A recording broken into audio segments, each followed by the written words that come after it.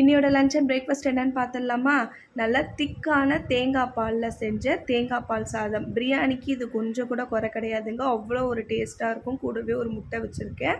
இதுக்கு குழம்பா மட்டன் தேங்காய் பால் கிரேவி உருளைக்கிழங்குலாம் போட்டு சூப்பராக இருக்கும். இது ரெண்டோட காம்போ. கூடவே காலிஃப்ளவர் சில்லியும் வச்சுருக்கேன், நல்லா முறுமுறுன்னு கடிச்சிட்டு சாப்பிட்றதுக்கு. இன்னையோட பிரேக்ஃபாஸ்ட் என்னென்னு பார்த்தீங்கன்னா ஃப்ரெஞ்சு டோஸ்ட்டு. பால், முட்டை, பீஸா சீசனிங், சின்னமன் பவுடர் இதெல்லாம் போட்டு சூப்பரான ஒரு ஃப்ரெஞ்சு டோஸ்ட்டு. கூடவே ஸ்மூத்தி வச்சுருக்கேன், red banana apple dates smoothie.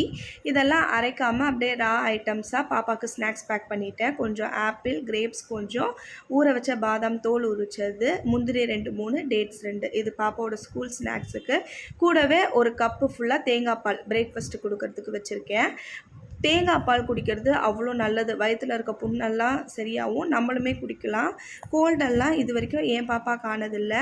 உங்கள் பாப்பாவுக்கும் கோல்டெல்லாம் சீக்கிரம் பிடிக்காதுன்னா தேங்காய் பால் வீக்லி 2 கொடுங்க. ரொம்பவே வயிற்றுக்கு நல்லது. இன்னொரு வீடியோவில் வந்து பார்க்குறேன். பாய்.